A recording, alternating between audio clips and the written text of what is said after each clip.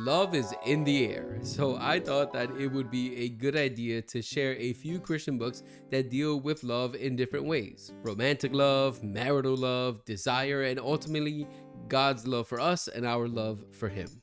I'm going to keep this video light. I'm not going to go deep into reviewing each of these books, but I do think that they're all books that are worth knowing about. First, and this should be no surprise, is Redeeming Love by Francine Rivers. This is probably one of the most obvious picks to choose for a video that has to do with books about love in February.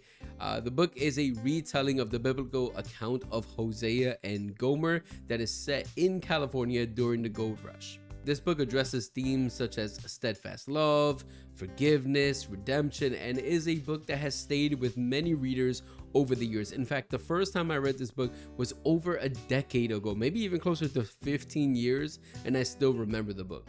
So the content does get a little heavy sometimes, so if you are sensitive to a few things, then I would suggest you look up the content warnings beforehand, but I still suggest this as a great book. The next book shifts to nonfiction, and the title is Marriage and the Mystery of the Gospel by Ray Ortlund.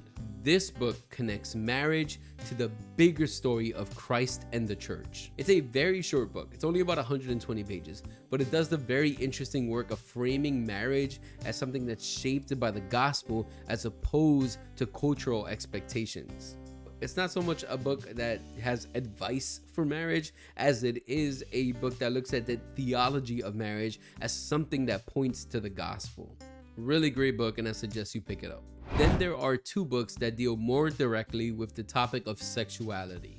The first is Pure by Dean and Sarah, and the second one is Holy Sexuality and the Gospel by Christopher Yuan. Both of these kind of push back on those shallow conversations that we tend to have about sexuality just because we're uncomfortable with the topic. And both of them try to ground sexuality within God's design and not within this sense of shame or even easy slogans to kind of push sexuality as a tool for our modern way of thinking. Of the two, I really enjoyed Holy Sexuality, but the Pure book is also a really good book and is very useful, I would even think, for younger audiences.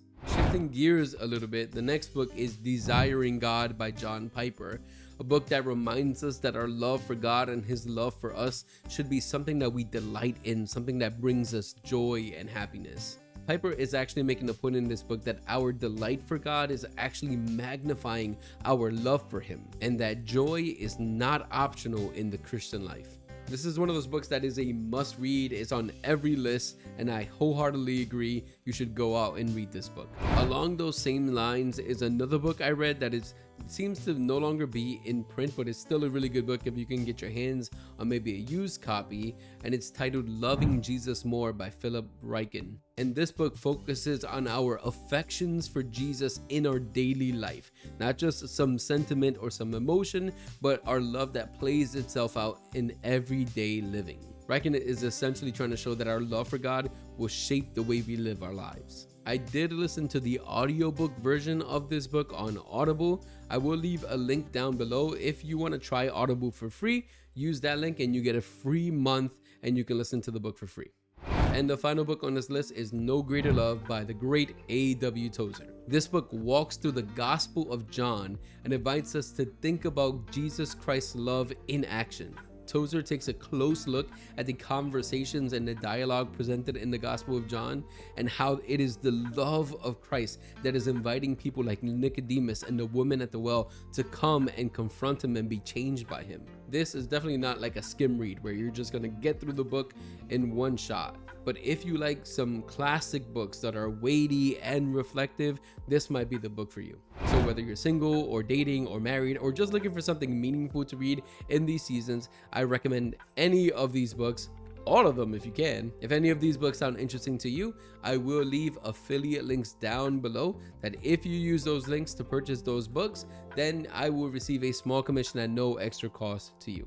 The only exceptions for affiliate links that I don't have are Pure and Holy Sexuality, which I think I might understand why there were no affiliate links for those books, but either way, I'll leave a link so that you can buy those books. If you found any value in this video, make sure you like, comment, and subscribe. Turn on that notification bell so that you know exactly when a new book review comes out. And comment down below. Let me know which one of the books that I mentioned is the one that sounds the most interesting to you. I really am trying to build a community here and get to know my fellow booktubers and all those people who are talking about Christian books out there and want to help the body of Christ by providing resources. That's what we do here at Blessed and Bookmarked. We take deep dives into books that can help you, and I hope that this list is helpful. If you think there are any other books that you think should have made this list, let me know as well. I'm always looking for books to add to my TBR. Thanks again for watching. My name is Eric. Stay blessed and stay bookmarked.